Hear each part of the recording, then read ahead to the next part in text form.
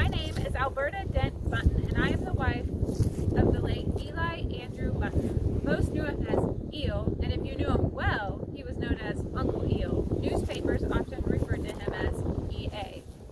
Eli was born on the 1st of September in 1843. Sadly, he left this world on April 15, 1927, at just 73 years old.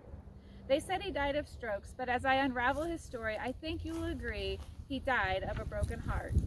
Eli was very busy and a very business-minded man. He owned 250 acres on the edge of town.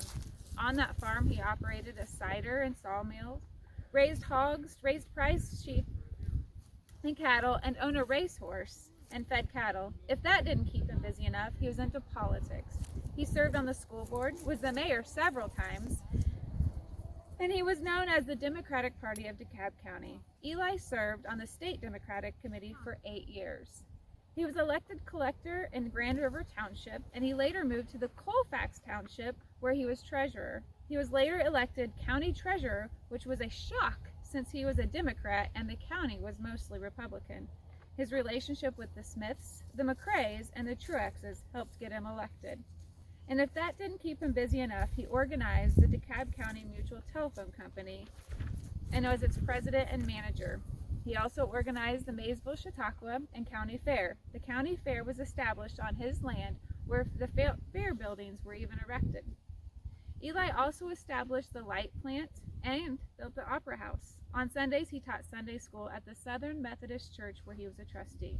These are just a few of his accolades. He poured his heart and soul into Maysville. Not a soul could even deny that. Could you? In fact, the town acclaimed him the greatest citizen, and A.J. Hitt remarked that Eel has done more for this community than any other 10 men, but sadly, the town turned against him. When Eli was county treasurer, I was told he liked to pay big interest. He kept the money in the Stewartsville Bank, which paid 10 cents more.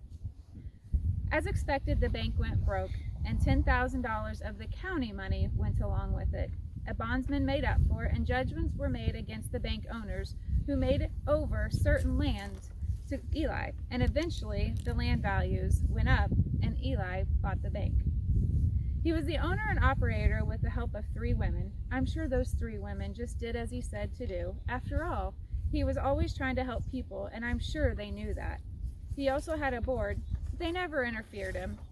Eli just wanted to help people. He worked so hard to build the bank up to get enough money in there to accommodate all his friends. If he couldn't get the usual rates of interest, he paid more. Sometimes he loaned money for less interest than he paid a depositor for. That's the kind of guy he was, and everyone appreciated it. One day he came home and said the bank examiner didn't like his bookkeeping system and insisted he get a new manager to take the place of his 3 faithful ladies. He never told me who he hired, but much to our surprise, she took one look around and resigned quickly and called in the state banking department. And that's where my precious Eli had fallen, great was his fall. They said the liabilities of the bank were $200,000. I can't hardly believe it. The town turned against him, and he hated that. Maysville is to a great extent because of Eli. Even his enemies admitted that. They liked that, but just didn't like that he did it with other people's money. My sweet Eli was charged with several counts of embezzlement and larceny. There were 8 cases, but 1 resulted in a hung jury. Eli fell seriously ill during the court battles.